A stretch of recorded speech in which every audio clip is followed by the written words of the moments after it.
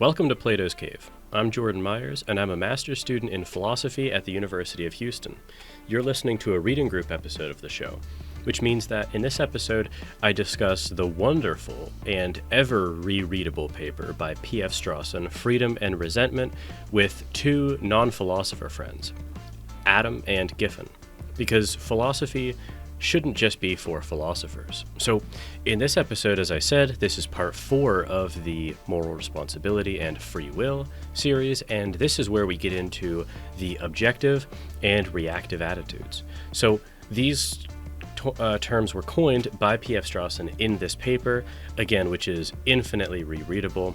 And I think there's actually much more to this paper than I first realized when reading this and discussing it. And I think my understanding of this paper will grow and develop both as we go throughout this episode, but as we go throughout this series. So with that introduction, I hope you enjoy our discussion of freedom and resentment. Should we get to Strawson though? Yeah, let's do it. I feel like we should. Okay, so for this one, I think what would be an interesting thing to do is, I was thinking, usually I will say something like, this episode we're going to discuss like the paper by PF Strawson called Freedom and Resentment. And I will give kind of like a 30,000 view foot of it, and then we'll kind of dive in, right? But I'm almost more curious at the top to hear how you guys might summarize the paper. Maybe interestingly with things that you are not sure whether you maybe understand or you have questions about their implications or something at the top. What do you think about that idea? We can try that. Okay. Giffen, go first then. Generally speaking, or Adam could go first. There were two names. First, then. There were two names. I had to choose one of them. That's fine. I was just flipping through to like my notes. Yeah. So generally speaking, like, what would you say this paper was saying? Because that's a deeper question you might say. Yeah. No, it is a deep question. So I don't relish the opportunity to go first, but I will plow ahead nonetheless. So basically, this is a discussion about what he calls like the thesis of determinism and its relationship, if any, to the moral responsibility question. Although he seems to not like to use concise terminology, and he like enjoys metaphor and just like belaboring points and just lengthening sentences, like as if he was maximizing the sentence length at times. And so basically, like, he uses the framing device of like two positions. There's pessimists and optimists, which again, I would prefer like only one layer of terminology instead of multiple. But I think this one was actually one of like the more useful ones. I just had to physically write it down what he meant at the beginning, lest I lose the train.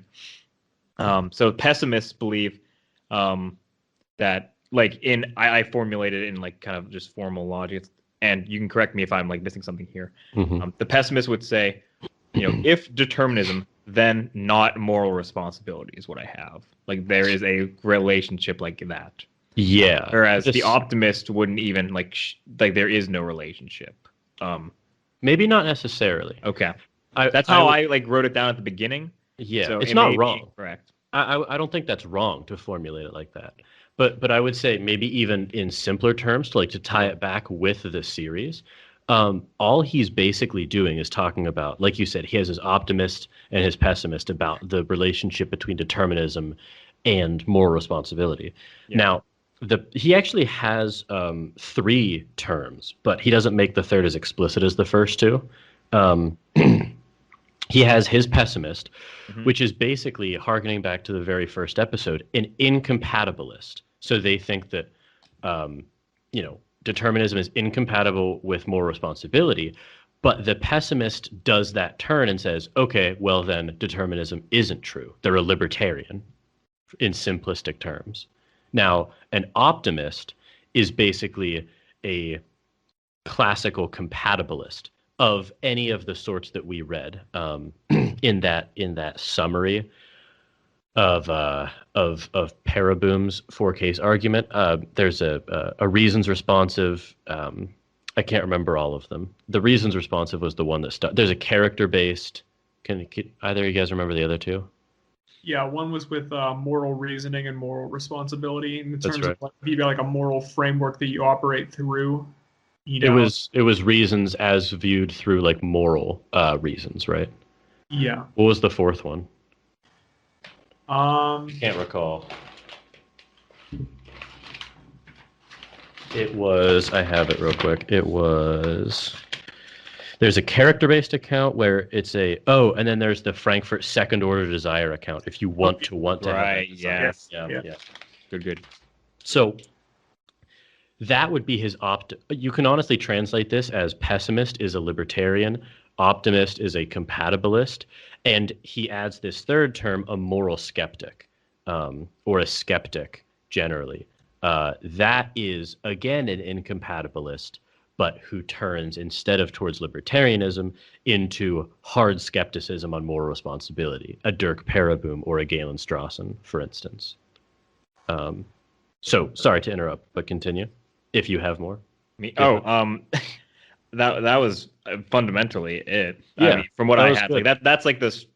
That's what I like took from the paper, at least the framing that I needed to jot down in order to understand the remaining 25 pages. Yeah, that's good. He says basically that his goal is to dissolve rather than resolve the conflict between the optimist and the pessimist. And it's funny because he kind of gives the shortest length of address to the three of us, perhaps the moral skeptics, or at least, the Galen Strawsons, the Dirk Parabooms, insofar as we agree with them.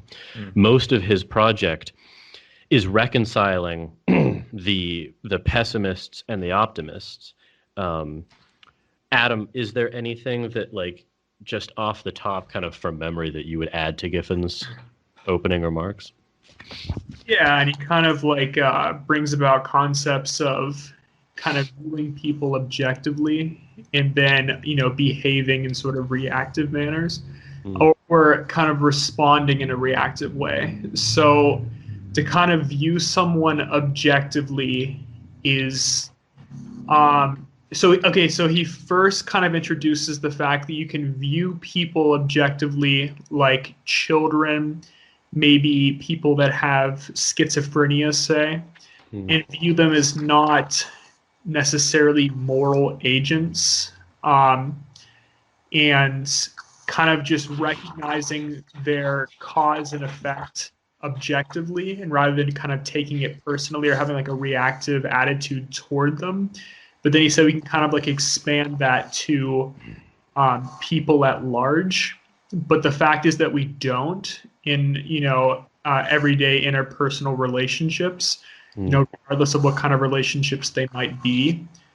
And because we have reactions to people, and that's just fundamental to human nature, I think he's kind of accounting for moral responsibility in that sense, in that the fact that we respond to people in this way is in itself moral responsibility because it's part of human nature. That's kind of what I took away from Adam, that's a great addition. I kind of almost ignored it because I felt like every time he would discuss like these examples of like human nature or use that as defense, it almost felt like he was like dodging.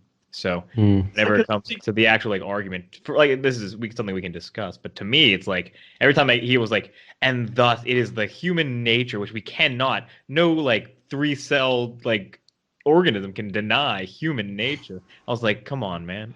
Yeah, because the thing is like he says that like when examining like viewing people objectively, like you can't do it all the time.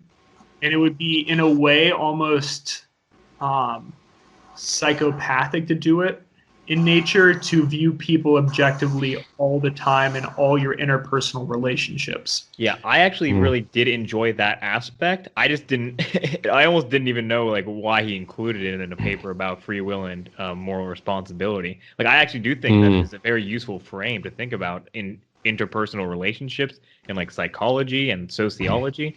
It just felt a little bit out of place to me. It just seems like if you view all interactions through those lenses, it seems to be at least congruent with determinism in the sense that people are just behaving as they are. I think he like introduces like this pretty early on where it's like people don't simply rationalize their behavior afterwards. Like they are, thinking beings that come to conclusions through their own, mental processes and thoughts. And you can view people objectively in that sense. Operate based on who they are. And you can kind of like take out the reactive aspect, but you can't do that all the time. It's just like to do so. But yeah, he says, just to clarify, because I thought that was excellent. So yeah, you guys referenced, but I just want to spell it out a little bit more. So he has these these two types of attitudes that we take towards other people. There's the reactive attitudes, and then there's the objective attitudes. I honestly question if there is only one objective attitude or multiple. It's not exactly clear to me. Like it's not clear to me what Strawson thinks, but it's not clear to me what I think maybe on that fully. But the reactive attitudes, as Adam mentioned, is I'll quote from page 5. He says, "I want to speak at least at first of something else, of the non-detached attitudes, i.e. reactive attitudes, and reactions of people directly involved in transactions with each other, of the attitudes and reactions of offended parties and beneficiaries, of such things as gratitude, resentment, forgiveness, love, and hurt feelings." Basically, reactive attitudes are those that Strawson might say constitute our relationships with other people. They are the filling of the pie in that sense, like weird. That was a weird analogy to make, but roll with it. And as I understand Strawson, the objective attitude is the suspension of the reactive attitudes, whatever they may be. So it is. I don't have the quote here, but I remember it almost verbatim. It is the viewing of someone. I mean, we've all heard the term to objectify someone before. Like usually, like probably most common in like men objectifying women for like their bodies or something, right? Like you're taking them as an agent and degrading them to a thing to be taken into account or to be worked around or to be not necessarily used, but accounted for. And as you say, Adam, Strawson is, insofar as we might call him a compatibilist, he is a very specific type of one, because he's not straightforward in his compatibilism in the way that, say, if we took like a reasons responsive compatibilist, they would say, if this condition, namely reasons responsiveness, is met, then we can attribute more responsibility to that person. And when it doesn't, then we should not hold them morally responsible, right? But Strawson is a little bit messier, I would say. Now, it's an open question what exactly Strawson thinks about this.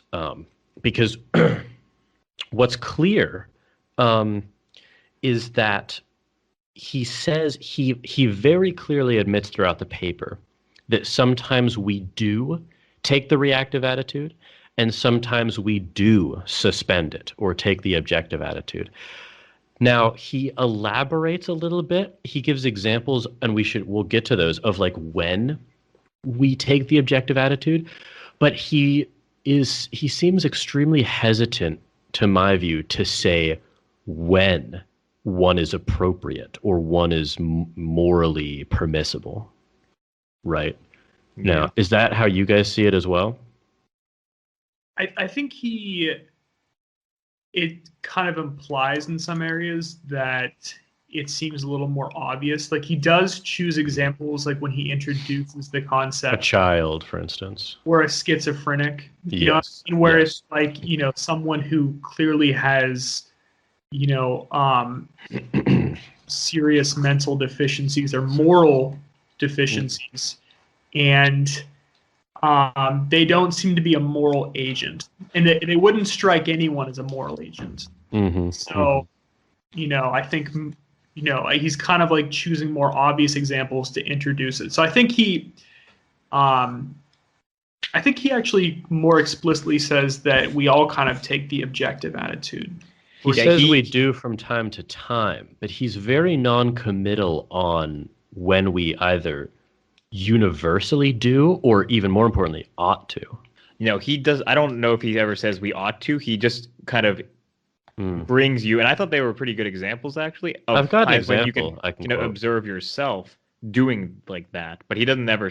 It's as far as I can read or remember, like say like when you ought to or ought not to. And it's page 9 where he introduces, I think that second subgroup of like the conversation about, you know, this objective attitude, where he says, you know, psychologically abnormal or as morally undeveloped. Yes. Let's backtrack for a second. Yeah, of course. Because on the top of page 6, he has a good example. He says, if someone treads on my hand accidentally while trying to help me, the pain may be no less acute than if he treads on it in contemptuous regard of my existence or with malevolent wish to injure me. But I shall generally feel in the second case a kind and degree of resentment that I shall not feel in the first. If someone's actions help me to some benefit I desire, then I am benefited in any case. But if he intended them so to benefit me because of his general goodwill towards me, I shall reasonably feel a gratitude which I should not feel at all if the benefit was an incidental consequence, unintended or even regretted by him, of some plan of action with a different aim. For listeners, there's a taste of what we just read 27 pages of. He's clearly writing in, I think this was 1962, maybe this paper was published. It's clearly from that era of wordiness. His son definitely sharpened the axe. Galen is much more concise a writer. But he clearly, in that example, points out something that is, at least, let's put the metaphysics aside for a second, it is psychologically accurate that if someone steps on your hand by accident, you will not have a harsh reactive attitude of, say, resentment towards that person. That's not to say that you'll feel the objective attitude, not at least specifically, but, you know, he says that, you know, it all kind of hinges on the intention behind the action. If someone tramples your hand because like they want to hurt you, then you will feel resentment towards them. So I think what he kind of tries to do in the paper is he begins with tabling psychological facts, at least, and he elaborates on those to how he views the question of moral responsibility. Now, this is, so if we skip ahead, I wanted to, talk about those two types, Giffen, that you were talking about. Yeah. So he says on page 7, second paragraph of section 4, he says, let us consider then occasions for resentment, situations in which one person is offended or injured by the action of another, and in which, in the absence of special considerations, the offended person might naturally or normally be expected to feel resentment.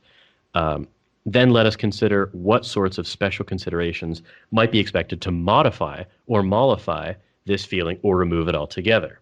So he says there are two kinds of this thing, of this lack of application of the reactive attitudes. He says to the first group belong all those which might give occasion for the employment of such expressions as he didn't mean to, he hadn't realized, he didn't know, and all of those which might give occasion for the use of the phrase he couldn't help it, when this is supported by such phrases as he was pushed, he had to do it, it was the only way, they left him no alternative, etc. So that's the first type, and that seems to be, you know, the softer type. Those to me seem to be like he's talking about very pedestrian details of life. try to come up with a good example here.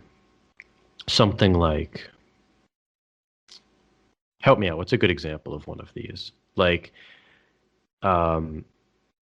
if maybe if like Adam and I were competing for the same job at work or something like that, and one of us gets the job and the other doesn't, but we didn't do anything to like sabotage the other person. It's just one person had to get it and the other person couldn't, or something like that.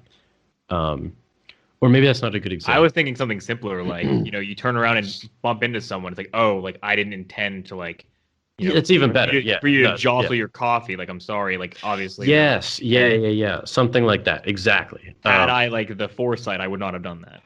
Exactly. Like he did it by accident. Or, like a waiter kind of like slips on something and spills like coffee on you. It's like, well, he didn't intend to do that, obviously. Okay, nice. Now, he says, this is interesting to me. On page 8, he says, they invite us to view the injury as one in respect of which a particular one of these attitudes is inappropriate. So it's not necessarily that we suspend reactive attitudes and take the objective attitude, but it's just that certain reactive attitudes are not appropriate in these cases, he's saying. Like, it's just not appropriate to resent the waiter if he slips for spilling coffee on you, right? Like, it wasn't his, you almost say it wasn't his fault, even though he's causally responsible for it. Do you know what I mean? He says they do not invite us to see the agent as other than a fully responsible agent. They invite us to see the injury as one for which he was not fully or at all responsible. They do not suggest that the agent is in any way an inappropriate object of that kind of demand for goodwill or regard which is reflected in our ordinary reactive attitudes. It's just not applicable in this case. But he's saying our view of the agent is not changed in this case, but our view of the act is changed in this case. Now, I don't have any problems with that first case. Do either of you guys? That seems pretty benign, pretty banal, right? Yeah. Okay, nice. So then the second group is different. Now, there are two subgroups of this second group, and the first is much less important than the second one. He says that the first group, we might think of such statements as he wasn't himself, he had been under great strain recently, he was acting under post-hypnotic suggestion. A good example of this is like, let's say Adam's like cramming for the LSAT, and we're playing an online game, and Adam snaps and yells at you, Giffen, and then he's like, I'm sorry, that wasn't. He's like, Giffen, you idiot! Like, just goes off on you. He's like, Giffen, like, I'm sorry, I've honestly been like on 5 hours of sleep, like studying for the LSAT, like I wasn't myself. Tears rolling down my eyes. I would say, I understand, Adam. You were not yourself. Yeah. So that is clearly the less important case. Now, the second is where Strawson says this is a much more interesting case. These have phrases associated with them as, he's only a child, he's a hopeless schizophrenic, his mind has been systematically perverted, that's purely compulsive behavior on his part. Such pleas as these do, as pleas of my first general group do not, invite us to suspend our ordinary reactive attitudes towards the agent, either at the time of his action or all the time. Now, this one is interesting because this is the much more important case. This is not when we're viewing the action as not deserving of reactive attitudes, but the agent as not being applicable to deserving reactive attitudes. Now, this is interesting. He also says, I think, Giffen, this was the quote that you read, but I'll just repeat it because it's worth mentioning. He says, the second and more important subgroup of cases allows that the circumstances were normal, but presents the agent as psychologically abnormal or as morally undeveloped. The agent was himself, but he is warped or deranged, neurotic, or just a child. When we see someone in a light such as this, all our reactive attitudes tend to be profoundly modified. Now, here's the interesting thing. and this is kind of maybe the crux of my disagreement with Strawson. I'm curious what you guys think about this. Now, I don't have the quote, but we'll get to it at some point. He says, when we do, because he's clearly making the descriptive claim that sometimes we do suspend the reactive attitude and sometimes we don't, right? But he says that when we do, it is never because of the thesis of determinism. It is always, I forget what he says, something like for far more specific reasons. And he lists some of them here. You know, the agent was himself, but he is warped or deranged, neurotic, or just a child. Now, I don't see this distinction as a very robust one. He seems to claim that sort of like, you know, the facts about determinism never cause us to suspend the reactive attitudes. But I don't understand how he's viewing something like schizophrenia then. Like, schizophrenia, from my perspective, is the quintessential example of determinism vitiating someone's agentic personhood, for lack of a better term, right? Like they really don't hold up to this standard. But contra Strawson, it is precisely for deterministic reasons that I might suspend resentment towards a person with schizophrenia. What did you guys think that as well when you were reading that, or? No, I was actually just about to make a similar point. I was actually saying that the moral skeptic is gonna just balk at these points being made right now, because I don't really see the distinction either. I mean, if you had any conception of free will, you might think that someone with schizophrenia could overcome their own nature. You know what I mean?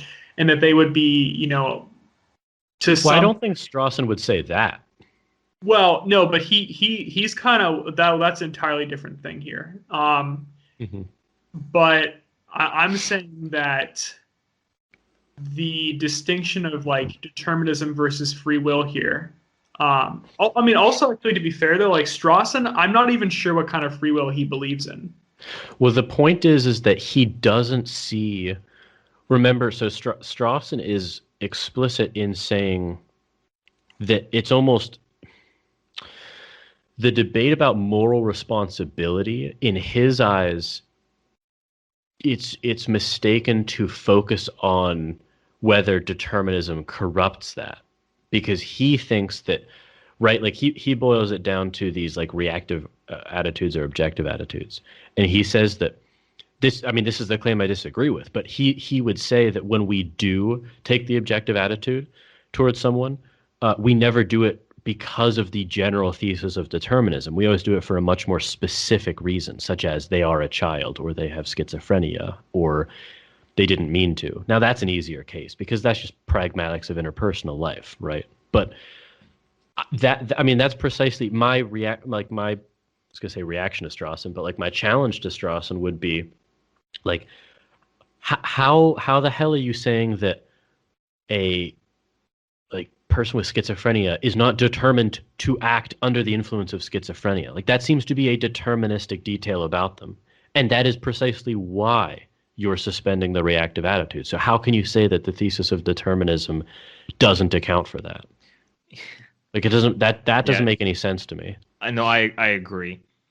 So from what I could gather, so one, yes, like he doesn't actually talk about like, you know, his beliefs about determinism. He like tries to focus on like whether there is a relationship between determinism and the moral responsibility thing in his paper. Yeah, I would like to hear him spell out what he thinks determinism is. Well, he says it's almost like he's dodging the question as part of his paper in a way, because he says like, if I am asked which of these parties I belong to, I must say that first of all, the party of those who do not know what the thesis of determinism is. But this does not stop me from having some sympathy with the others and a wish to reconcile them. So He's saying like he doesn't know what the thesis of determinism is. Now, I don't know if that means this is a problem with his writing style. I don't know if that means he's saying that he doesn't know what counts as a deterministic cause or not, or he doesn't know what follows from someone accepting determinism. Right? Like, I don't know which of those he's saying he doesn't understand. Yeah, he's a little bit opaque. And I like kind of flipped ahead to page like 11 here. Mm-hmm. And like this is after the conversation about like that second subgroup about like the the schizophrenic. Mm-hmm. The case that really matters. Yeah. Yeah, and he says like perhaps we shall see that the question can be answered without knowing exactly what the thesis of determinism is. And that seems to be kind of like where he is kind of landing. He's like, the point is it doesn't matter, so I don't need to talk about it. Yes. But when it comes to like the question, because I don't think I gave my answer to like how I felt, like reading the example of the schizophrenic, I agree with you both. I read this and I'm like, I think it might be descriptively true that some people would do that without, stating as a belief, like the determinism, right? It's like most people probably wouldn't understand what that question would even mean, But yeah, I think like as an explanation, I think Strawson kind of was uncomfortable with rejecting the idea of moral responsibility, and he recognized, I think, that like if you kind of project like the kind of determined nature of the schizophrenic onto other people, like through like the rationale that we can describe, then that would kind of crumble, his kind of view of what is normal human behavior, which he just kind of seemed to find either uncomfortable or impossible. Explicitly impossible. I don't remember what page this is on, but he says we cannot give up the reactive attitudes entirely. That is just, it's not a possibility. It's not a live option. Yeah, but it did seem to kind of avoid, like, that's not like really what we're discussing almost, right? It's like, we want to know, like, whether it is, whether we ought to, not whether it's like, possible as society. And also, like, I kind of like don't understand what he's going for there. Does he mean just like in terms of our interactions, or just what we can, acknowledge to be true? Because I mean, can't you, like, just sitting back in your chair right now, if you hold determinism to be, true and what follows from that, can't you sit back and say, okay, from an objective sense, there is no true moral responsibility, but then you will ascribe moral responsibility to someone when they step on your, your hand, in an act of vindictiveness. So it's like, why can't both be true there?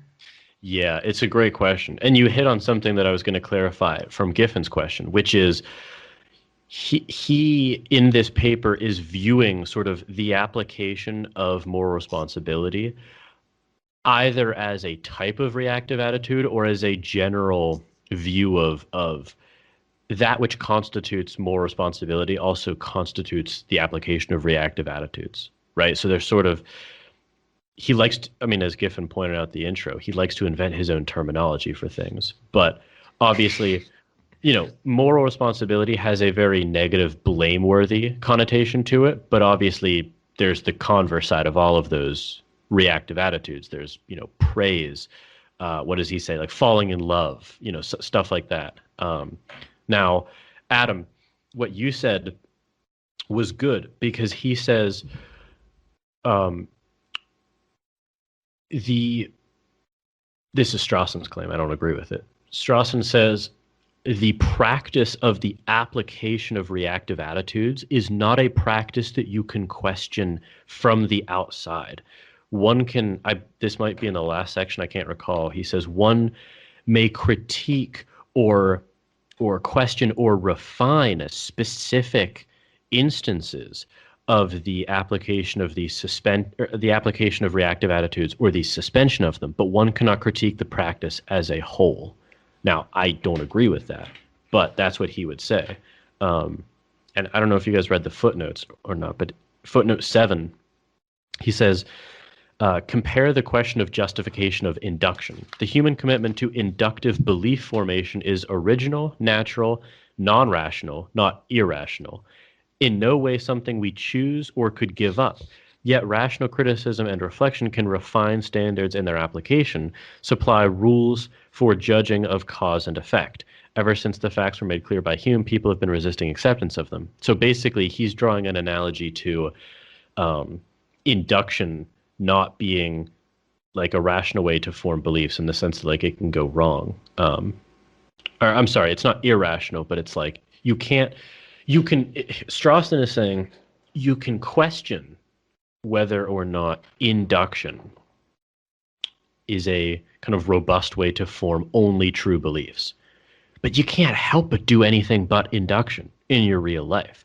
And so he's flipping the order of importance that the three of us might take, which is like, no, I actually care, like, is induction a rational way to form beliefs or not? Like that, I care about that question. And he's saying you are, Strawson would say, you are preposterously over-intellectualizing the issue. He uses that phrase. Oh, that made me specifically. laugh. Yeah. I thought it was deeply ironic. It's funny, yeah. He'd be right if you operated in that way. But like if you operate entirely on, like, you know, the taking an objective perspective on all your interpersonal relationships, yeah, I mean that would be like psychopathic. Yeah, he's right about that. Yeah, sure, Yeah, no problem. I would disagree. But if you sit back and then spend a few hours thinking about, you know, whether someone is truly morally responsible, and then you come to the conclusion to take, you know, the objective perspective on, say, like a serial killer or a rapist or something like that, but you don't, you know, personally even come into contact with this person. Yeah, I mean that's a perfectly logical, you know, conclusion to reach, and you know that's why we, you know, and also I think it has like good implications for just like how we should structure, you know, like legal systems and punishment and stuff like that. Yeah. Should we really have reactive? Should we operate on the reactive? Because from his perspective, as you just mentioned, like, would that not be a critique then of, you know, the way in which human beings conduct themselves, if we were to seriously critique our legal structure in our systems of punishment? I don't know exactly what he would say. I would imagine, because he does explicitly say you cannot critique the practice of a whole. As a whole, you can only inquire and critique about certain instances of it. So it depends on if Strawson would view like the criminal justice system as a part of the reactive attitudes as a system or as a whole. Yeah, I'm not sure I if agree the with distinction But is important.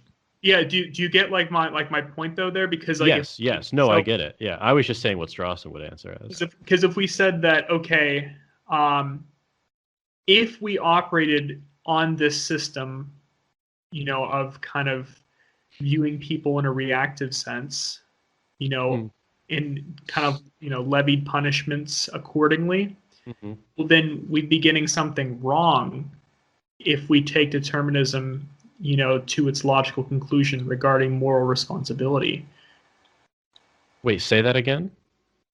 So if we operated from viewing people in a, you know, like through a reactive lens, okay, and we, you know, like through our legal systems, then we'd be levying out punishments in a system in a way that is contradictory to the kind of logical conclusions of determinism and moral responsibility.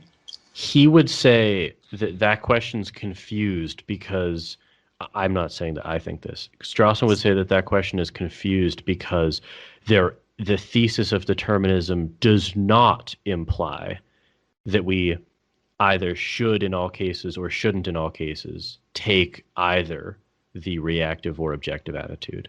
Now, what's clear is that Strawson would say, now, if you say almost what you said, but flip it. So if we take the objective attitude entirely in our moral practice, and all we do is we're good consequentialists, and all we do is look at what punishments or lack thereof, or what styles of rehabilitation, etc., provide the best outcomes, Strawson would say, I think that maybe that's inappropriate. But it's actually tough because, to be honest, Strawson here, I don't know I don't know what he would think about the legal system, because he's almost talking about like this on an interpersonal level. I honestly don't know what he would say about like something like the legal system, you know. But like the legal system's like really important here because Obviously, yeah. Like this is obviously where we're actually not going based off emotions. We're actually trying to like reach a rational conclusion for how the problem is we do use emotions like a lot of the time. But that's part of the point though, is that we actually reactive system. So and I mean, wouldn't that just be a huge critique of kind of the reactive mindset there? Is that actually we wouldn't want to structure our legal systems that way, but it's perfectly acceptable that we have interpersonal relationships that operate in that way. I honestly don't know. I would say that I don't know what Strawson would say, because that's almost, I obviously think it's a really important question, but I don't know if that's like the topic of this paper that he's writing about. Like that's almost that's like a larger system where it gets fuzzy, and Strawson is almost, I mean, correct me if I'm wrong, but I don't think he really mentions how his conclusions here generalize to institutions, right? No, but I think you're missing my point, because this is ultimately trying to ascribe some sense of moral responsibility. Like that is what he's trying to do. Yes. Okay, so I'm saying that if we actually generalize it and try to take more of like a dispassionate view of it. Yes. And suddenly his system is thrown out the window. But only in, what I'm saying is like, I get that. Only in the legal system is it thrown out. I don't know if Strawson would be okay with that or not. I can't tell from this paper, is all I'm saying. Like, I just don't know. Because of his writing style. I don't know if he would say that's fine because it's a subset of the reactive attitudes generally. Like, right, it's like a special area of them. Or if he would say like, no. Like, I genuinely don't have an answer for you there. Which is unsatisfying, but like that's all I have on that question. But sorry, Giffen, did you say you did I mishear you way back before this? Adam said, Adam said that Strawson's point is that we cannot give up the practice of reactive attitudes as a whole, because that would be a sort of sociopathy and alienation from interpersonal life itself. Did I mishear you? I thought you interjected real quick and said I disagree with that. I honestly don't know if I did. Okay. Do you disagree with that or not? Can you restate the claim? Sure. This is a claim on which I agree with Strawson, actually. Okay. The total suspension of the reactive attitudes. So let's say you just live your life always in the objective stance, right? The objective attitude.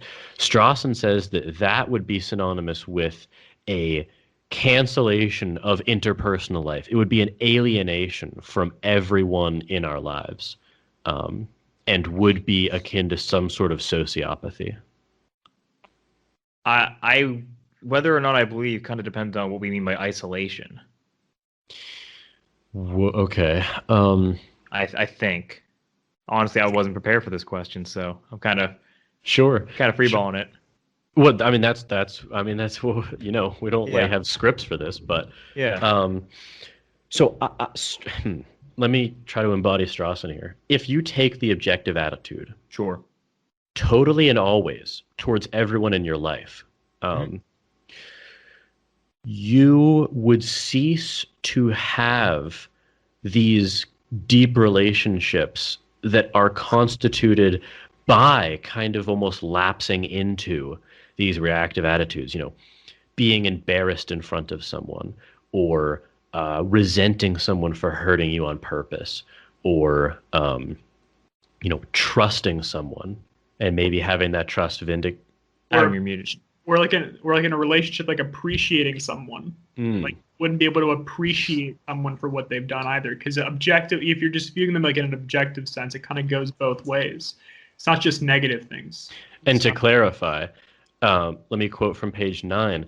To adopt the objective attitude to another human being is to see him perhaps as an object of social policy, a subject for what in a wide range of sense might be called treatment, as something certainly to be taken into account, perhaps precautionary account of, to be managed or handled or cured or trained, perhaps simply to be avoided, though this gerundive is not particular to a case of objectivity of attitude.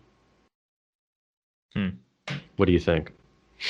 I mean, maybe this is less than satisfying, but I almost imagine this is just a kind of a question of definitions here, because so the question you asked me originally had to do with like whether like taking the objective attitude led to sociopathy, and I don't care if it's clinically that, but what was the other thing that you had said? An alienation. An alienation. That's the thing that kind of sticks with me, because I mean, there would still be interpersonal relationships unless you define kind of like these like attitudes that we're describing as kind of necessary for interpersonal relationships. Because obviously it would be different because we were lacking all the things that we were describing. Sure. But I don't want it to be a tautological claim. It's not like, these reactive attitudes are therefore. It's that's. I mean, that's the thing though. Like, I'm not sure like what he means then, like in asking me that question. So then you're logically entailed to believing that interpersonal relationships are not constituted by reactive attitudes then? No, I think they are. Well then, isn't it very clear that you agree with Strawson? If you think that interpersonal relationships are constituted by reactive attitudes. Well, I just don't know if it would lead to isolation. That was the part that I wasn't sure about.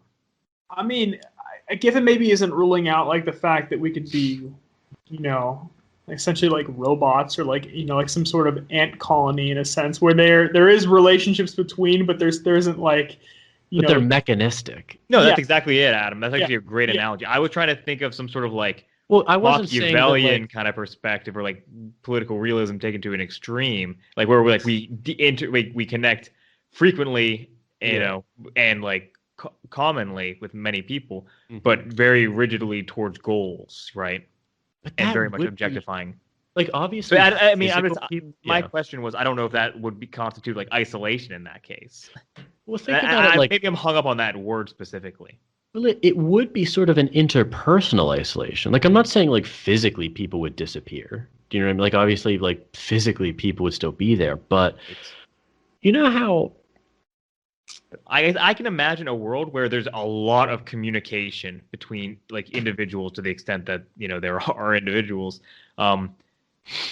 right? Like in this kind of world where everyone only takes the objective attitude. Like I can totally imagine that. Of course. But would there be friendship in that world, though? Not in the way we just like would define it. No. Okay, well, then I think you were quibbling on like the term alienation or isolation. Then, like, if if you have no friends, are you not isolated? Like, if you have no relationships with anyone, that seems like isolation to me. You probably wouldn't feel isolated, but from our perspective, certainly. Wait, what? How wouldn't you feel isolated? If you were only taking the objective attitude, what does like interpersonal isolation even mean? Well, I mean, like I communicated with 12 humans today, all of which were very productive. I guess that's fair. Like that person kind of is a sociopath at that. Like, do you know what I mean? Like, is that kind of is what it means to be like a sociopath then? And you would probably, I mean, like you could still hold interesting conversations, but you wouldn't appreciate the person that you're enjoying the good conversation with. You'd more so appreciate that the conversation was held. Yeah, it's almost like reading a book. It's like, I appreciate you, book. You like object. Yeah, information has exited this person's mouth that I find agreeable, and I might then come back tomorrow, because I found that information agreeable. It informs my future interactions with you. But I fully recognize that this person is not responsible for what comes out of their mouth. Yet I do, it is. still interesting to that extent. So You know what? You know what's like? Oh, I was just thinking of an example of it, like a good just real life example of objective versus reactive attitudes.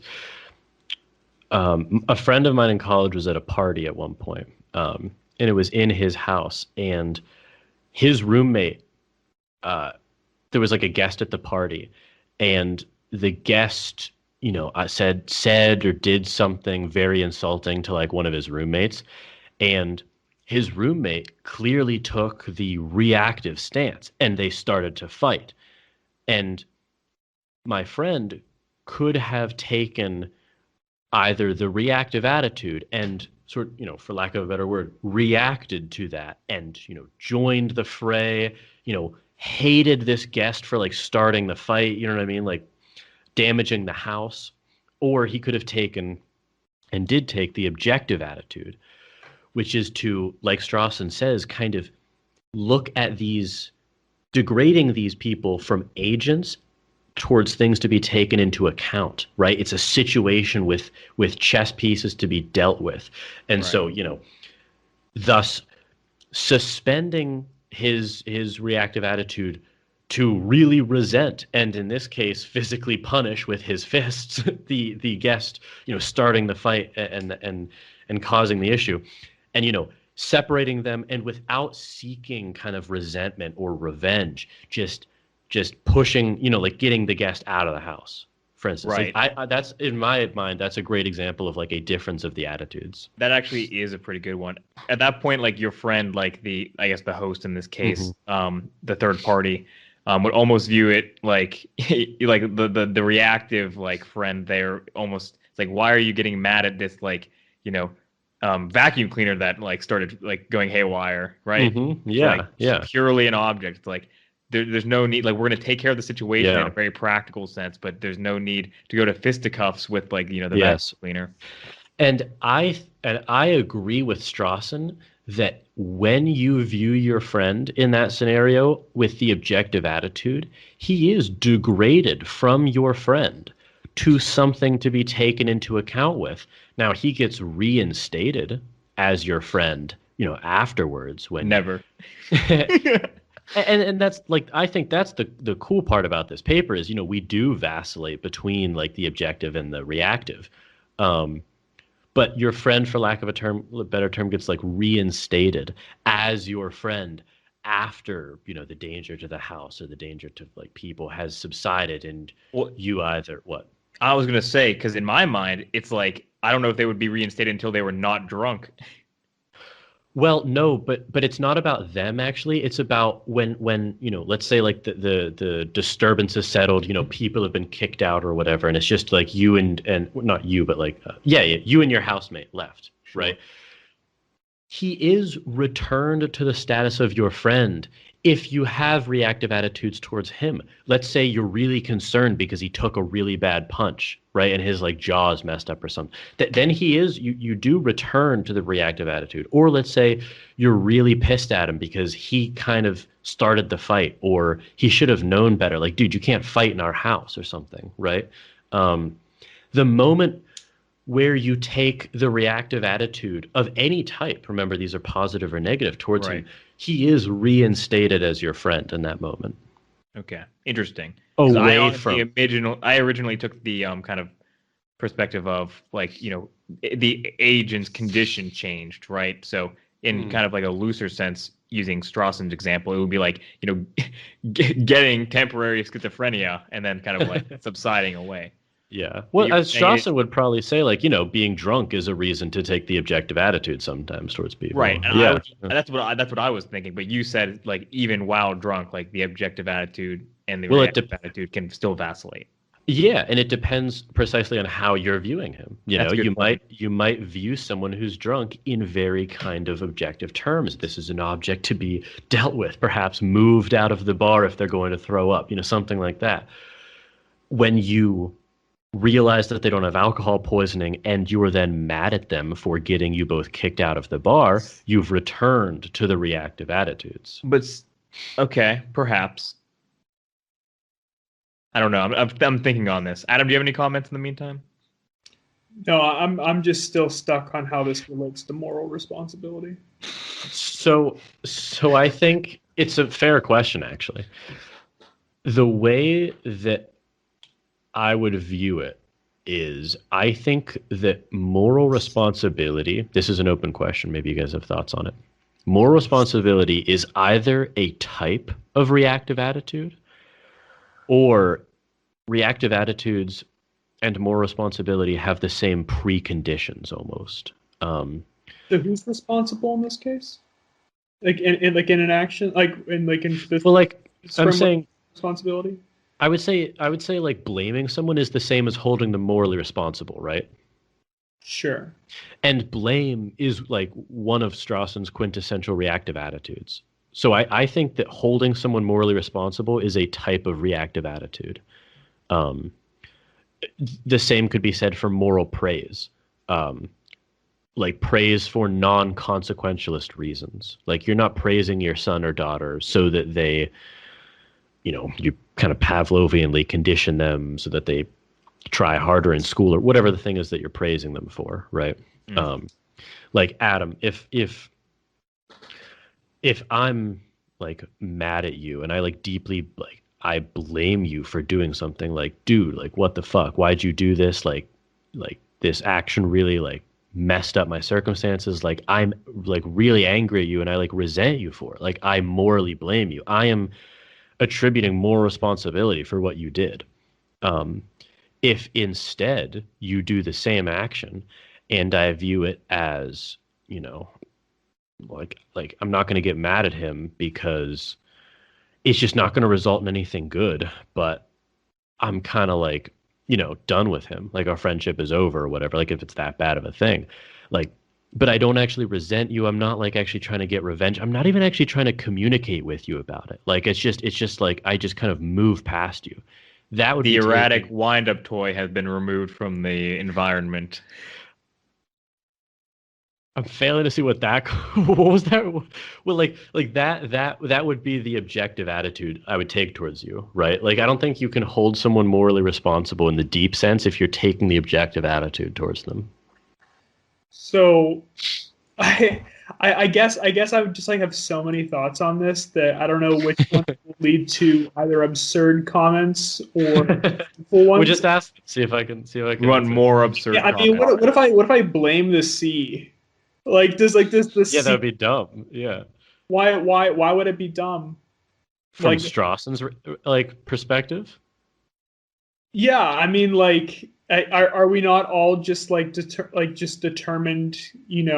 Like. Well, he makes a distinction between agents and non-agents, so that's probably what he would say, if I'm correct, Jordan. Yeah. Yeah. Agents in a deterministic model. If you're viewing it purely through determinism, there is no difference. But you have to remember, from his perspective, he says that the thesis of determinism doesn't.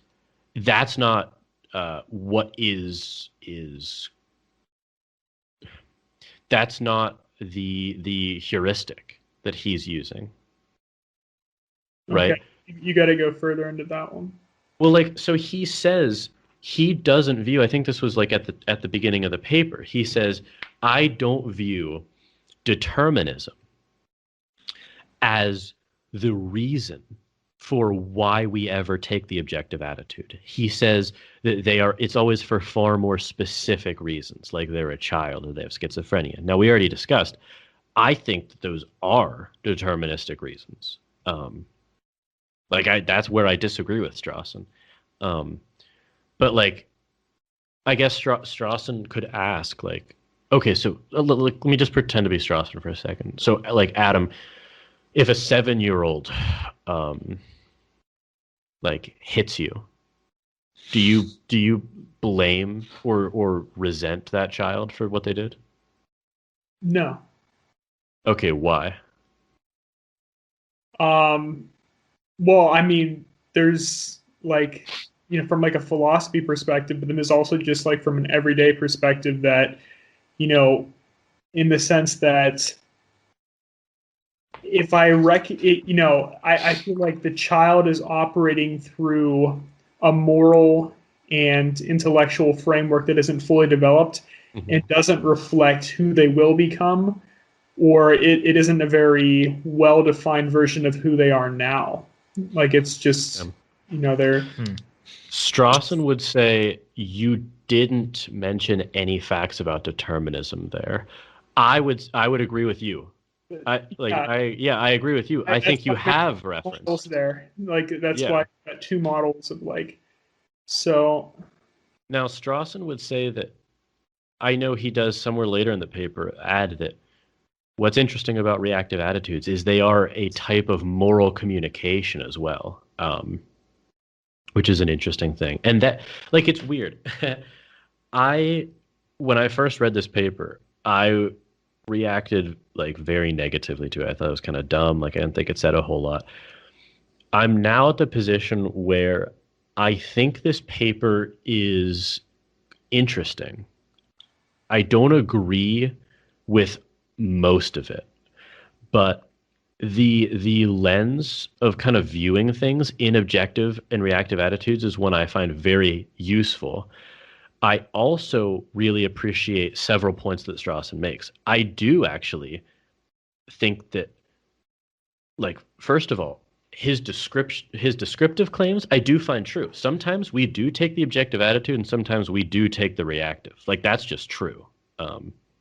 Now, Strawson, I disagree with him where he says, A, when we do take the objective attitude, determinism is never the reason. I 100% disagree with that. And I think I have a very robust reason why. Namely that actually I am trying to collapse that distinction that he draws between schizophrenia or being a child and the thesis of determinism. Like, I think those are individual expressions of determinism, right?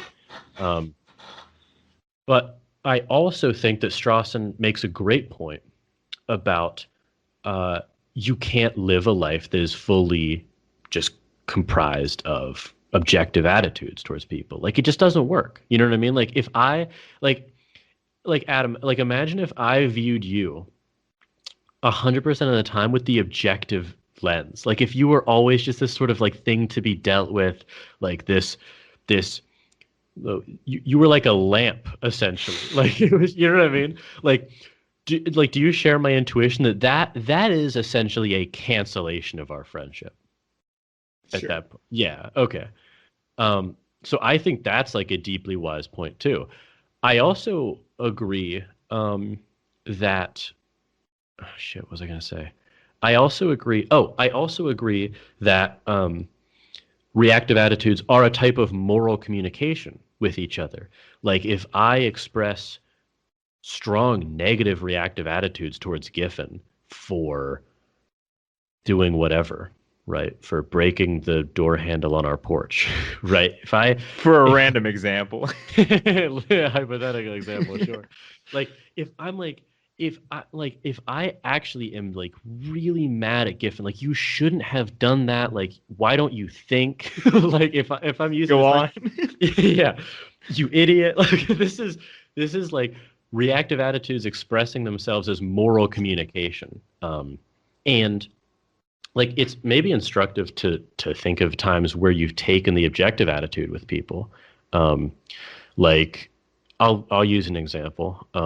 My grandparents, for instance, I have taken the objective attitude with them on many, many occasions, right? Like, let's think about it's Thanksgiving dinner. Maybe not this year because we didn't get together, but like last year, right? And they make a comment that strikes me as just palpably absurd, right? It's something about, God healed someone they know with stage 4 cancer, right? I take the objective attitude towards them, where I just view them as, okay, this is like, someone at the table who said something that is really not, it's kind of dumb, right? But I'm going to like take them into account as an object here and just not address it. Like, I'm not going to have any reactive attitudes towards it. Like, I acknowledge that it's dumb, but I'm going to take the objective stance and just choose to just ignore it as not something that an agent said, but as just sound that like came from the table, because to engage in that would be to ruin the Thanksgiving dinner. That was a little bit wordy, but do you get what I'm saying with the example? Yeah, no, I feel like I totally get it at this point. It's just like Yeah. it's not real moral responsibility though. It's like What isn't? the moral responsibility that PF Strawson describes here. It's not ultimate moral responsibility. In what sense? Elaborate. In the sense that, sorry, Giffen, I'm going back to your example. You breaking me. So even if Giffen like just ripped off the handle, just to spite me, me. I use the porch and he doesn't. He rips it off to spite me. Yeah, let's go with that. Like so the thing is like you have part of human nature is that you're going to feel deep resentment for that, right? And it's just part of human nature. Mm-hmm.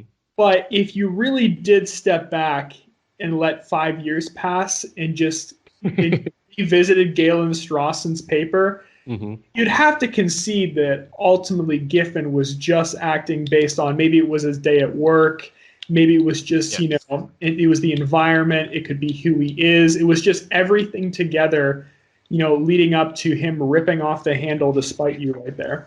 And those are deterministic causes. Yes. Yes, I agree so far. So moral responsibility, you can ascribe blame to him, but it's a little vacuous ultimately. It's not vacuous through the lens of interpersonal relationships, but it is ultimately. Well, I'm not sure what the ultimately is there, because like in the moment, I think you're agreeing that in the moment, like when you're actually mad at him and like you resent him, you might even want revenge on him. Like that's noted. You're embodying the reactive attitude, and 5 years later, when you step back and you consider Galen Strawson and Dirk Paraboom, you're taking the objective attitude towards him, right? Well, so yeah, like ascribing moral responsibility to him is a live option in the first not case but point where you do have the reactive attitude towards him. If you take the objective attitude towards him 5 years later and say, and you think about what reaction you should have had, such as to modify his behavior in the future, right? You're not actually concerned with like expressing yourself to him, but you're concerned about like, how can I manage Giffen? How can I deal with him? Do you know what I mean? Listerine in a squirt bottle works. Yeah, exactly. Like I totally agree with you, Adam. Moral responsibility doesn't mean anything in that scenario. But Strawson's not saying it does. Like Strawson is saying moral responsibility is constituted by the reactive attitudes, I think. Specifically negative ones of like blame, resentment, right? Yeah, and it's like part of human nature, but it's like definitely irrational, like at the heart of it. Yes, I agree, and Strawson disagrees. I've been playing the role of Strawson for this conversation, but like I agree with you. I don't think so. Here, like I view the reactive attitudes as sort of like they're an illusion ultimately, but they are an illusion that constitutes life. Like that's just what it means to have a relationship with someone, is to view them. Human experience, yeah. Yeah. It's like if I find myself like, I don't know, I find it kind of interesting, and I like these terms a lot to think about like things. Like the view I take away from it is, and this is kind of, I would like to really develop this a lot more in maybe like a longer paper of mine at some point, but it would be very cool to develop a more rigorous view of when is it permissible to take the objective attitude versus reactive, and definitely, when is it morally obligatory to take the objective attitude? Because for sure, sometimes it is. I would argue like, law is one of those examples where you are morally obligatory to take the objective attitude. But not always. No, always in law. No. I mean, always. Of course, because to do that, would to be, to alienate yourself completely from the moral community. Like you would have no friends, you would have no romantic partners if you took the objective attitude always. I mean, that might entirely. be true, but I'm just curious if you think that like informs the decision. I don't know. Understand the question. I don't know. I guess like is it possible that, taking the objective attitude is always like rationally correct, but just has negative consequences toward yourself? I guess that's kind of a framing. I understand. It's always clearly a live option because determinism plus randomness is universally true. I'm speaking as myself at this point. Strawson would say you're preposterously over intellectualizing the issue, And then I disagree. 27 pages. I disagree with Strawson. Right. Yeah. What I think would be a very cool, and I intend to hopefully do this in grad school. It'd be like a very cool project to really kind of go through and flush out when is it, because there's kind of two standards, because clearly moral interpersonal life itself is constituted by reactive attitudes. That's just what it means to have relationships with someone. On the other hand, it is always theoretically true that we have the option to regress into, or progress, depending on your view, into the objective attitude. Right. So instead of, because I am extremely uncomfortable with Strawson's laissez-faire, sometimes we do and sometimes we don't. I think it would be very interesting from my other views, consequentialism of, perhaps like a rule-bound type, to see when do I think it is permissible or obligatory to go to the objective attitude. No, I think I understand, and that would be incredibly interesting, and I hope you're successful with that. We can flesh it out. I was just kind of like prodding you to see whether you did think that it would, I know you understand it's a live option, but I was curious if you were going to just kind of like say always.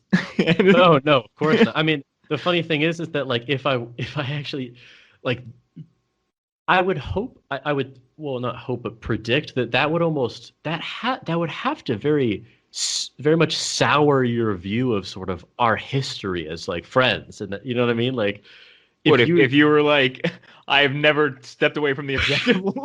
Yeah, wouldn't you view me in very strange terms at that point? Yeah, certainly. Yeah. I figured I'd ask, nevertheless. After this whole doorknob business. No, I have strong reactive attitudes against you towards that. So yeah, maybe just to clarify.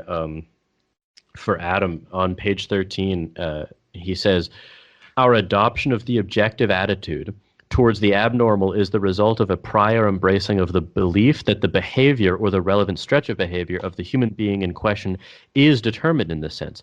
Neither in the case of the normal, then, nor in the case of the abnormal is it true that when we adopt the objective attitude, we do so because we hold such a belief. I could not more strongly disagree with that. I think that when you do view, I mean, this, I'm just repeating myself, but I wanted to quote Strawson when I'm disagreeing with him there, is like, I very much think determinism is an intrusion into our reactive attitudes from time to time. Now, like I said, Strawson doesn't give us the tools to discuss or determine when. But I think that that's a cool project and a very worthwhile one to do. Like, I'm not comfortable with his sit back and sometimes we do and sometimes we don't, Yeah, I also think determinism gives a better foundation for slipping into the objective, kind of viewing of. Oh, for sure. It does not lend itself at all to the reactive. You almost have to forget about determinism to hold the reactive attitude. Oh, but what I'm saying though is Adam's an always objective kind of guy. No, but I'm saying even to slip into that perspective, just for regular people. I'm not talking about cases where you point at the schizophrenic or the 7-year-old. Or the Republican. Sorry, low hanging fruit. So times you, Adam, so you're saying when you slip into the objective attitude with respect to psychologically normal people? Yes. Okay. I'm saying like determinism provides like just a much better foundation than like almost anything else to allow yourself to do that. So I don't even know what anything else would be. Like what else? Like what else is? I mean, I guess maybe something like egoism, right? Like if you just do it for your own self-interest, like viewing people as mere means to an end or something like that. I guess that's another way to slip into the objective attitude. yeah, and it's just like I mean, I guess that's one as well, or some like solipsism or some nonsense. Yeah. I mean, you could like slip into that perspective, but determinism actually provides like a more rational reason for slipping into that perspective. Yeah. Like, Yeah. Yeah, I did find like the kind of these perspectives incredibly like useful in kind of framing love the a lot language. of things that I could think about. But again, I view it's more useful in a kind of sociological or psychological sense than in like a philosophical regarding like free will. Yes. Yeah, I didn't know what you were saying at first, but no, I agree. I mean, like, yeah. So from my point of view, I almost end up saying something similar to Strawson, but from a radically different perspective, where it's like, it's almost like free will doesn't really interact with my view of objective and reactive attitudes because it's not present in either case. Do you know? Like I almost end up saying something similar to Strawson, but the reverse. Because he says, this is the one thing that I wanted to think about for a minute. He says on page 17, we must ask in what ways and by what considerations they tend to be inhibited. They meaning reactive attitudes. Because he says like so, and he kind of answers it.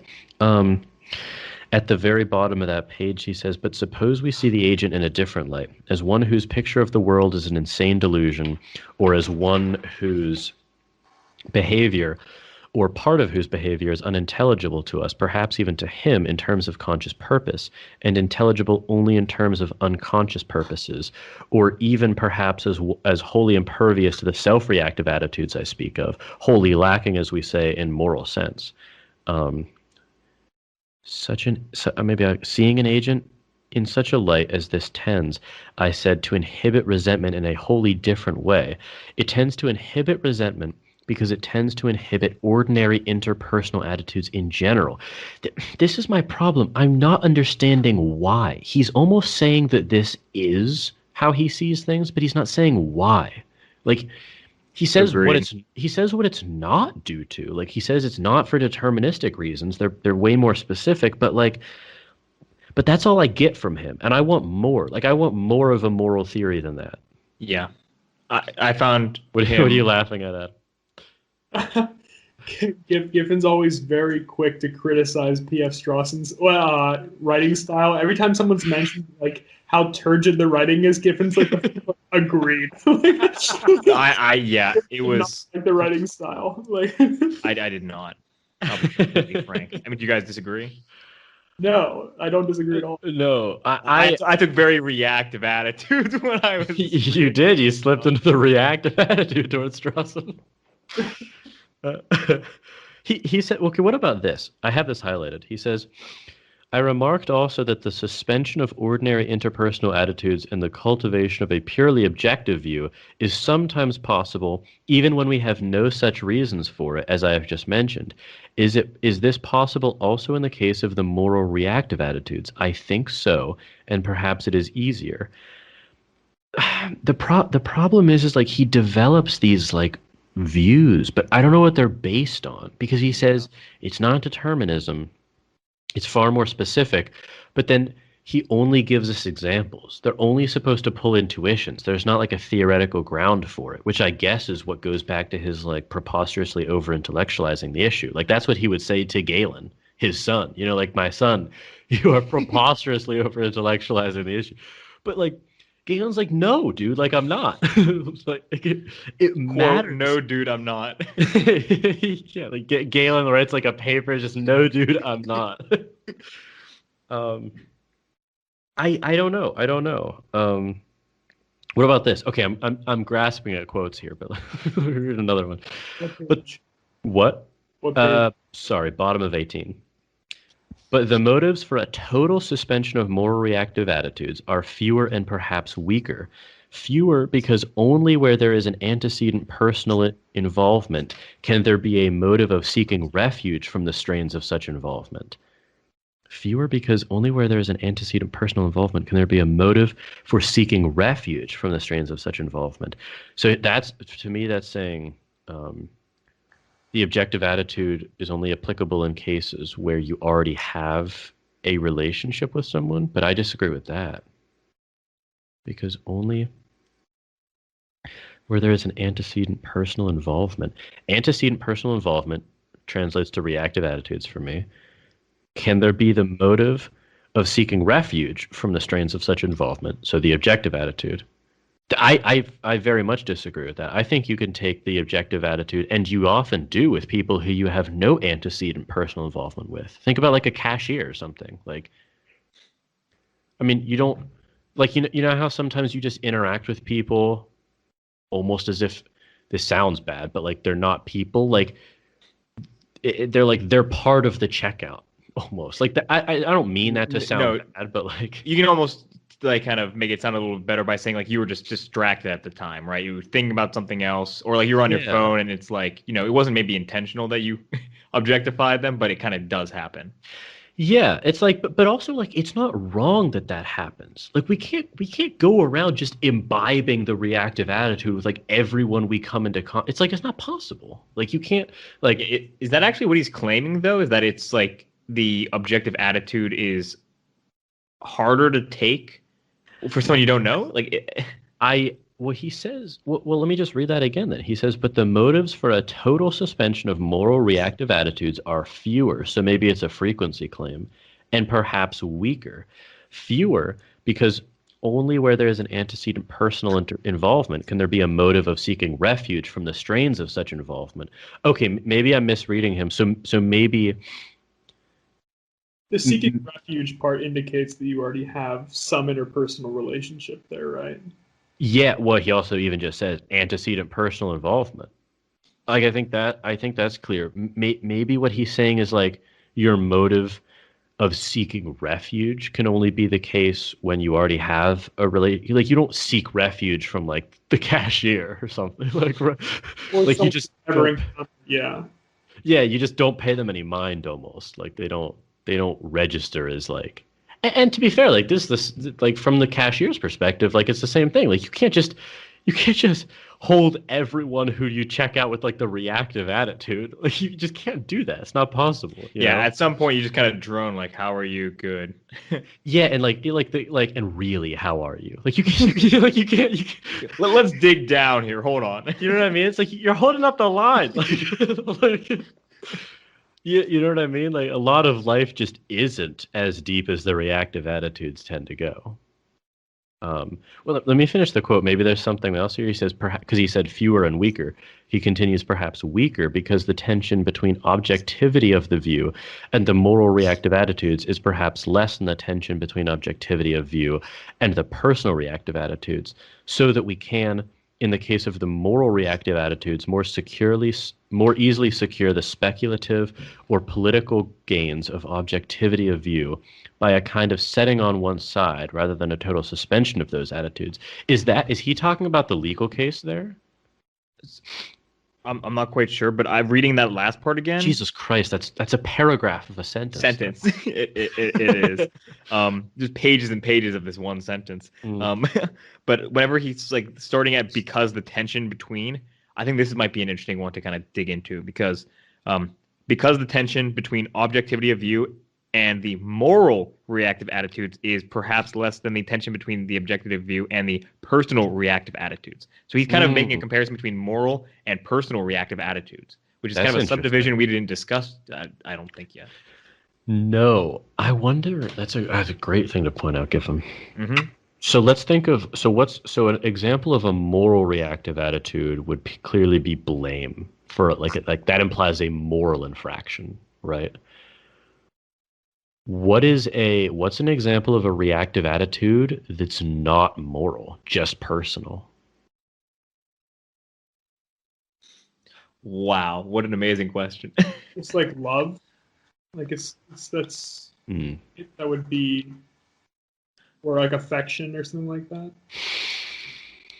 That's not moral. I guess but doesn't that sort of have moral attachments to it? I don't know. No, affection. Oh, okay. Attraction? Yeah. No, affection. Oh, what about almost it may no, I agree with you, Adam. What about maybe like being embarrassed in front of someone? It doesn't have to be like a moral infraction if you're embarrassed. You know what I mean? Yeah, those are good ones. Because like if you like I'm just trying to think of an example of like where I was embarrassed over something. Like I don't know, like if you just like those memes of like you get crossed up in front of your crush, like like that's clearly not a moral violation on anyone's part, but okay, or like ripping a doorknob off of it. No, I held you with moral resentment for that gift. No. Yeah, like I think that's like right. I think I have a good example there, right? Because it's not like it's not in the moral realm, but you are embarrassed in front of them in precisely because you have like reactive attitudes towards them of that attraction, lust, Adam's affection, right? So what was the comparison that you read, Giffen? He was saying I'll just read it again. It's at the bottom of page 18. Because the tension between objectivity of view and the moral reactive attitudes is perhaps less than the tension between objectivity of view and the personal reactive attitudes. So that's kind of like where he's setting up what's actually being compared here in this paragraph sentence. Is that true though? Like I feel like that might be reversed, if anything. Like, because like I mean, it just kind of depends on the emotion too, or like the reactive attitude. Because like the one you mentioned, like embarrassment, yeah, that's pretty hard to kind of switch to an objective point of view there. But also at the same time, if you feel like a great deal of if you ascribe blame, like a lot of blame for something, like it's kind of hard to switch between that too. So like I don't know why and I hate that he starts it with because he's gonna make a point after that here. It's not obvious that that's actually true. Yeah, it's far from obvious. That doesn't seem. It's far from. It's almost like. Am I mistaken that is just an empirical claim, and it could even vary person to person? Yeah, Wow, this is.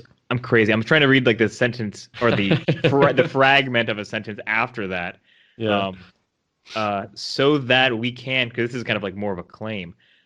That made illustrated rather than just the comparison, so that we can, in the case of the moral reactive attitudes, more easily secure the speculative or political gains of objectivity of view by kind of setting on one side rather than a total suspension of those attitudes. Dude, this guy I actually think that he's talking about Adam's example of the legal system there, right? So that we can, in the case of the moral reactive attitudes, more easily secure the speculative or political gains of objectivity of view, so the objective attitude, by a kind of setting on one side rather than a total suspension of those attitudes. I don't know, it's like... No, actually, Jordan, I think you might be right. Is he saying that, like... Maybe he's almost acquiescing to Adam's point there, where he's saying in a legal case, it might be better for us to not suspend, but perhaps put aside. I would say just go ahead and suspend them. Yeah, but I'm not sure what the difference is, but maybe kind of table or put aside the reactive attitudes to gain this objectivity of view into maybe, and law is maybe an applicable case of that. A very good point. But like, and I think that I fully understand his point after you made that point now too. Like, because like the moral reactive attitudes doesn't necessarily have to pertain to you. Mm-hmm. All personal, by definition, pertains to you. So it's easier to set aside something that doesn't relate to you an objective point of view. Does that make sense now? Okay, I actually fully agree with him now. Yeah, of course that makes sense. That was the longest sentence ever. Yeah. We were focused on two types of personal ones, moral and amoral. Yes. He was talking about ones that don't involve us. There's a murder trial that we're not involved in. Yes. Yes. Wow. Okay. See, Yeah. I told your you guys, project should be to rewrite freedom and resentment, resentment. Like I feel like I could in half the pages with more clarity. Yeah. Goodness gracious. That was a monster sentence right there. That was a monster. I told you guys, remember we stopped recording after last episode, and Adam, you were proud of me. All right, just tell me, tell me what freedom and resentment is. I'm like, no, the exegesis is part of it. The exegesis is part of it. You know what? I might have had a bit of a realization myself. Not one that makes me agree with Strawson more, but one that makes me understand him more. On page 19, second paragraph, he says, "First, we must note, as before, that when the suspension of such an attitude or such attitudes occurs in a particular case, it is never the consequence of the belief that the piece of behavior in question was determined in a sense such that all behavior might be, and if determinism is true, all behavior is determined in that case." Now, first, my objection, he has not defended this separation conceptually.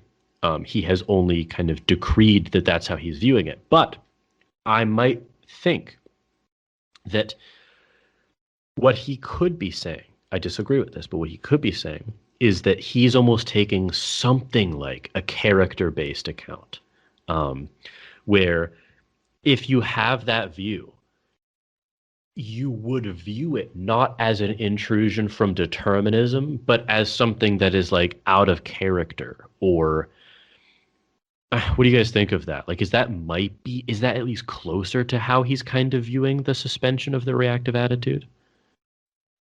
I'm not even sure. I'm not even like fully done with this sentence here. No, I totally agree. Wait, he's saying, I think I can translate it. When we take the objective attitude. Then I'll just come to agree with you, though. True. If you translate what he's saying, then yeah, I'll agree with you. Then. True. Can I venture a translation? Yeah. It seems to me like he's saying, when we suspend the reactive attitude, it is never the consequence of determinism, because if determinism is true, it's true in every case. So then there is no reactive attitude. I disagree with that, but I think that's what he's saying. That he's saying, therefore, because it's not due to determinism, it's due to something. And he is triflingly unclear on what that something is. He trots out examples, but nothing. I'm not sure that he does anything more. What? Oh no, after you explain that, yeah, I agree with that. That's what that's. Well, we don't know if that's what it says. We know that you agree with me. It actually became much more clear. I'm pretty sure. Okay. The only reason I can translate these is I've read this paper a few times. Yeah. I've read this paper a few times. It's a bear of a paper. It's worth it, I think. Like but is it? And it's not even worth it for the reason Strawson hopes it might be worth it. Like, I don't actually agree with him, but yeah. I let's just say this: if Jordan, if you just kind of condense this down to like a 10-pager, that would be worth it, and this would not be. That's how I feel. Well, I don't think he does himself any favors with his writing style. Okay, so I think it's uncontroversial. In fact, I'm not even. I've heard debate about whether Strawson is saying the reactive attitudes comprise a system. I think it's clearly ad hoc, or at least if it's not, he's desperately unclear about like when and why. So okay, well, How about this? Let's conclude. If we I found like some interesting discussion questions online. Let's conclude with those, and if I think that they are like we've already gone over them, we'll just skip them. So this was from like a Reddit thread on the paper, but the first one is Strawson develops a compatibilist account. I would put an asterisk next to compatibilist account of moral responsibility. But couldn't the hard determinist come back and say, even if we can't help but hold some people morally responsible for some of their actions, that doesn't mean that they really are morally responsible. You really haven't responded to our initial challenge at all, which was to show how people are genuinely morally responsible for their actions. How do you think Strawson would respond? I think it's pretty clear how he would respond. Yeah, I think we went over this. I think he would say you're preposterously over-intellectualizing the issue. Like, it's not about, like, he would say it's not about some, like, ultimate moral responsibility. It's about the moral responsibility that is constituted by our reactive attitudes. And the fact that we can't give those up is indicative of the case that, like, that is what there is no higher moral responsibility. Like, it is constituted by the reactive attitudes. That's what he would say, I would imagine. Can we also just note the hypocrisy of over intellectually? I mean, I mentioned before, deeply honestly, ironic. I've never read a more turgid paper than this one. Never. Can I read the quote where he says that? It's on page. It's on the bottom of page 24. Optimist and pessimist misconstrue the facts in very different styles, but in a profound sense there is something in common to their misunderstandings. Both seek in different ways to over-intellectualize the facts. Inside the general structure or web of human attitudes and feelings of which I have been speaking, there is endless room for modification, redirection, criticism, and justification. But questions of justification are internal to the structure or relate to the modifications internal to it. The existence of the general framework of attitudes itself is something we are given with the fact of human society. So that's what I was referencing earlier with, like, you can't critique the practice as a whole, from Strawson. But yeah, the over-intellectualizing is a little ironic given his writing style. Even that sentence. Even that sentence, yeah, I know. It's almost like you have to speak Strawson to get this paper. Like, it's a dialect. It's not a joke. Like, literally, I got to page 2 and I was like, okay, I need to actually like bring this down to like literally formal logic. I wrote down. I was like, this is absurd. Literally, just page 2. I told you guys I'm not going to give it to you because the exegesis is the work that needs done. You're so right, and I wish you were wrong.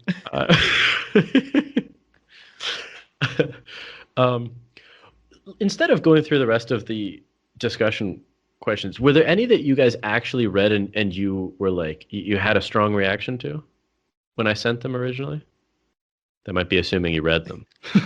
I did read them. I thought the questions clarified more than Strawson himself. It's like the very first one you sent was like, Strawson develops a compatibilist account of moral responsibility. And I was like, I suppose that is. You're true. Like, oh shit, he is a compatibilist. That's not even a joke. That's why, no, I'm not even kidding. That's why I waited to send those to you guys until like the day, because I didn't want to give too much. I didn't want to send these and you read those and then the paper. Yeah, no, definitely right move. That's why I confirmed with Adam that he was. I double added him that he was. I took the objective attitude. Like, I take the objective attitude towards Adam when it comes to digital communication. You're not less of a friend. You're not. I degrade your status as an agent to something to be dealt with. for communication on, like, over text. But am I ultimately responsible?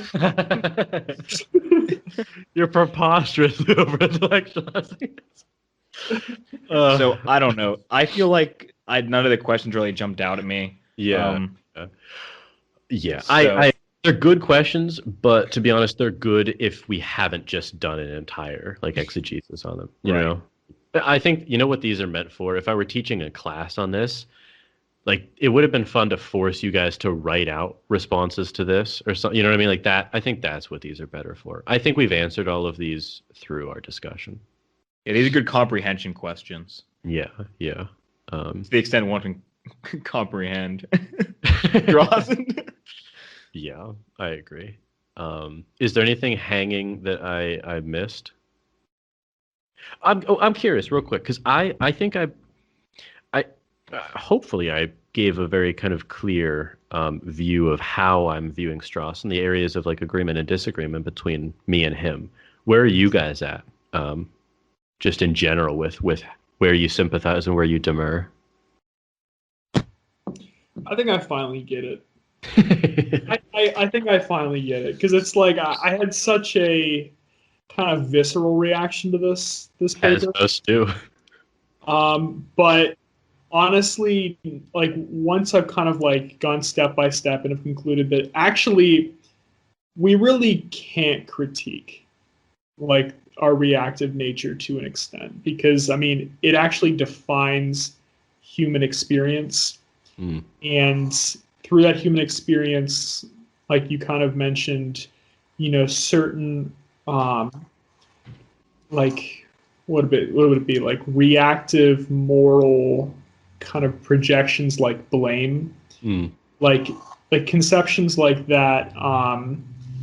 They're kind of essential to human experience. So there is moral responsibility that you will ascribe to others just in being human. But do you agree with, I'm curious if you agree with me that on a deeper, more philosophically sophisticated sense, there is always the deeper truth that, as per Galen Strawson, there is no true ultimate moral responsibility. Sure. I mean, that's what I was at the beginning of this thing. That's what I couldn't get over. Yeah. That's why I kept bucking. But I mean, yeah.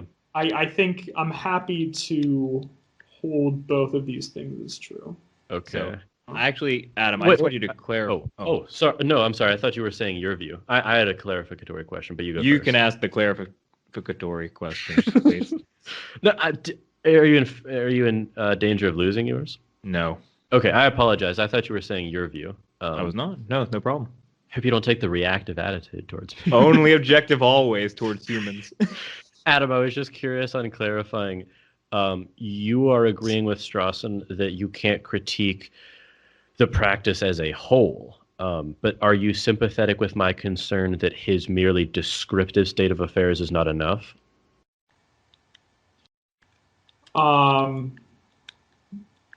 Yeah, like there should be more specific guidelines for when you should lapse into the objective perspective versus the reactive perspective.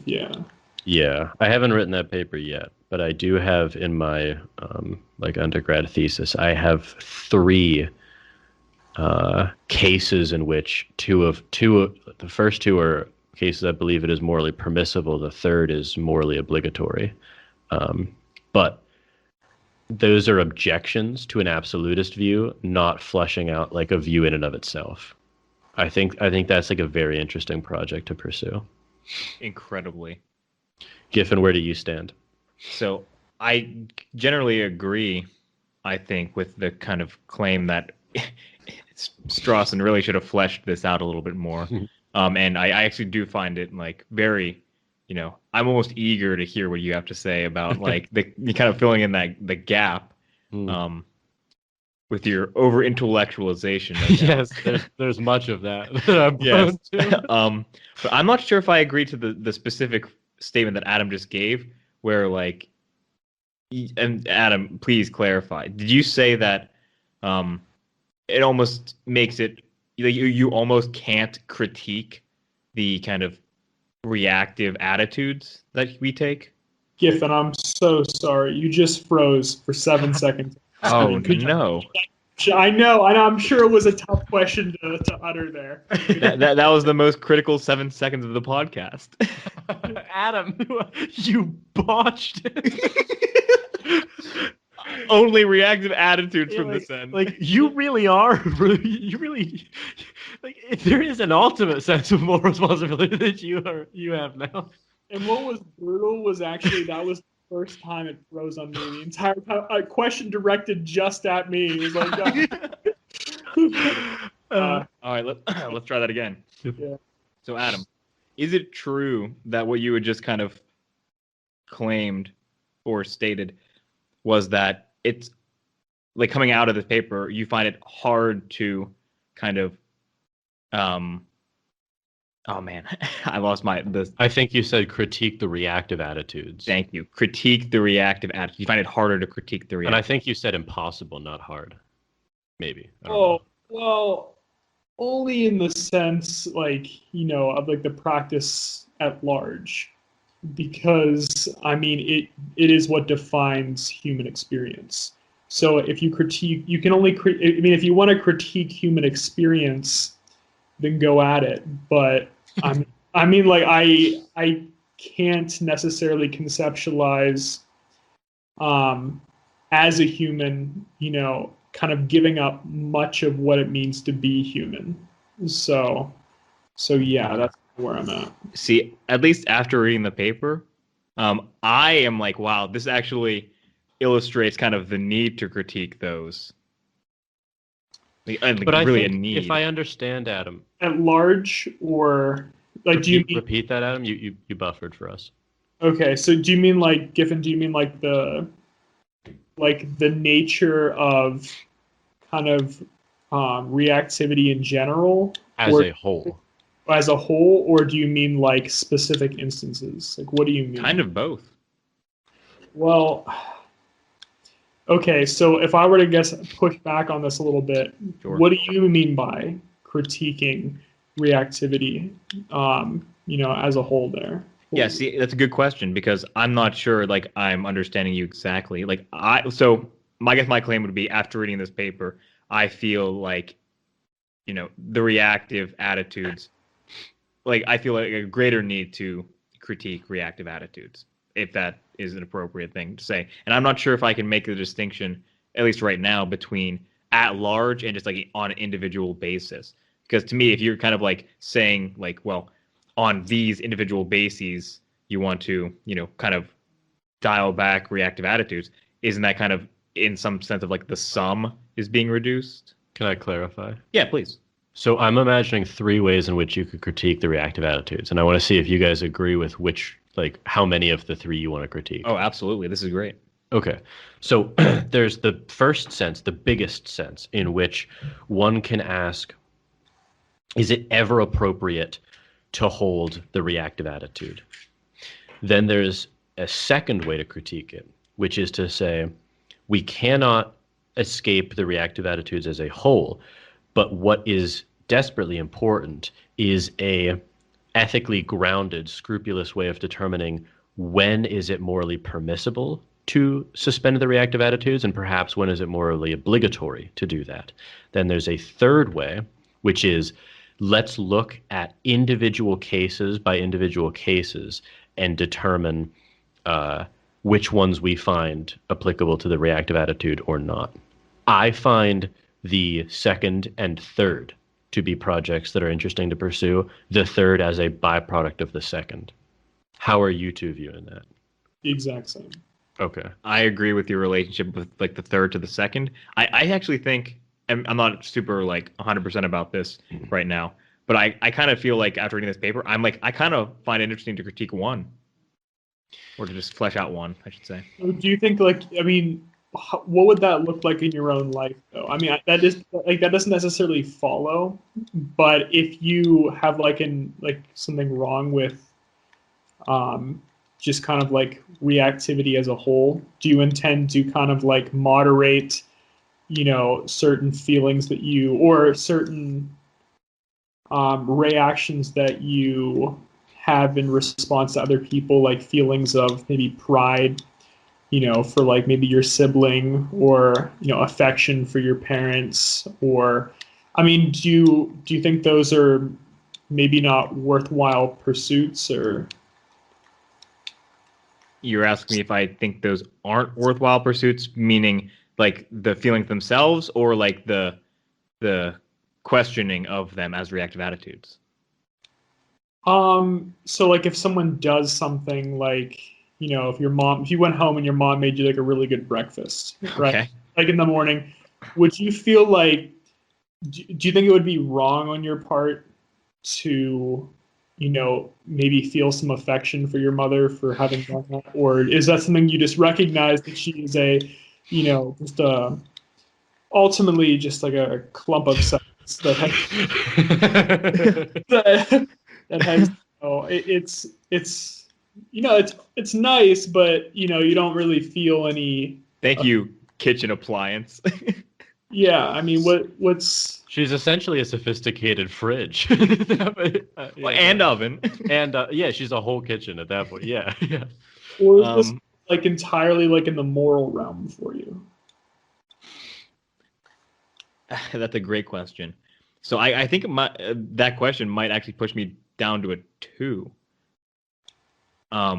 Because I do feel like I imagined it most like exclusively in the moral realm, but I actually do think I am curious to see in the like kind of just strictly personal realm too.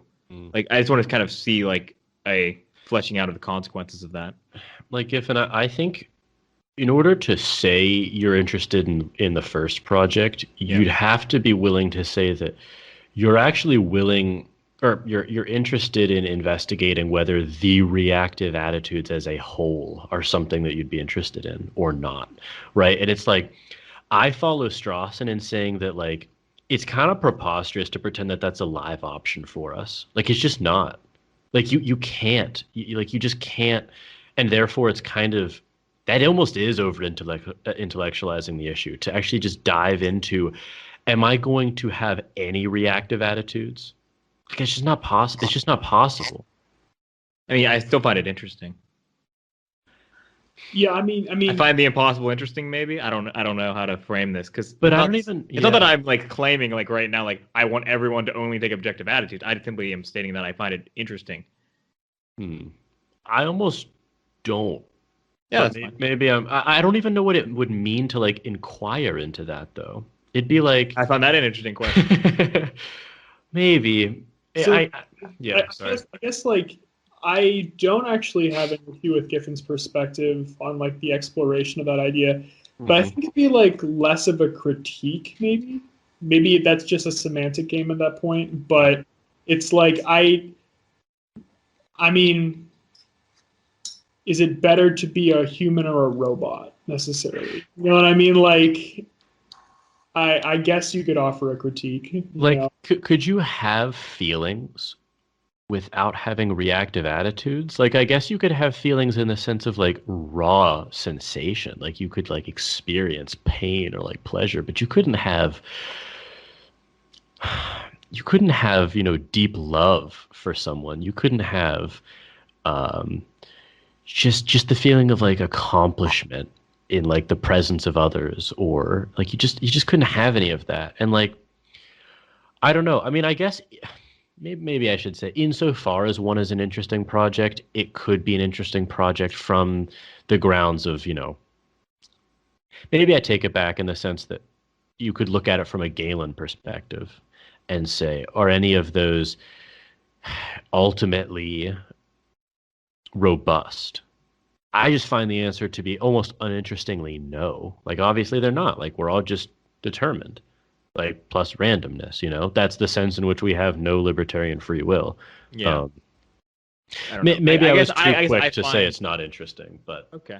I mean, I do find it interesting, even though I share the kind of, deeply like no because determinism, but yeah, I do find it interesting to kind of just mull over and consider like the consequence, what it would look like in transitioning, or like at the end, like how would the machine / hive mind / humans work there. Maybe I said it was boring or uninteresting, honestly, because it's just I almost have full confidence in the answers. Obviously, nothing's. I understand why you would want to write a paper regarding 2 and not 1. Let's just say that. Yeah. But because it's like, in my mind, the project of the 1 paper is 1 page, and it's determinism is true. No one is causa sui. Therefore, nothing is deeply justified. Right. You know what I mean? Like, that's the paper. Or I could make it 27 pages and pull a PF Strawson, but like Go down in history. yeah. And you really want to understand, one, and the consequences of taking like a full, objective viewpoint. You could just go watch like a beehive. You know what I mean? Just like, it's like, I mean, you'd probably have to extrapolate a little bit in terms of like the the full conscious experience that we would still have, yet have no interpersonal relationships. But you'd certainly capture no interpersonal relationships part. Yes. It's sort of a hive mind like this. And yet the bees find themselves in close quarters frequently. Giffen aspires to become just like a bee in the hive. Giffen becomes like just like he just espouses that view for the rest of his life. He just only talks about that with people.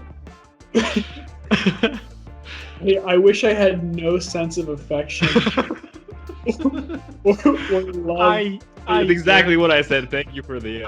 I yearn to be alienated from the moral community. Thank you, both. I believe that is a precise definition of what Giffen's view is.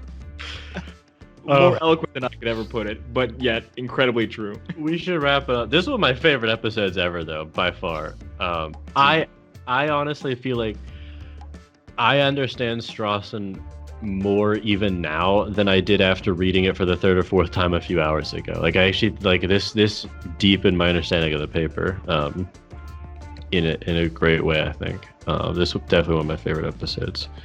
Okay, let's end it. I don't know what we're doing next. Maybe we'll figure it out offline. But all right, this was definitely a longer one. We got to be close to 2 hours on this one. What are you laughing at, Adam? Okay. Save it for offline. Taking the objective attitude towards the audience. Yeah. Okay. All right. I hope everyone else enjoyed it, found it interesting, and tune in next time for the continuation of the series.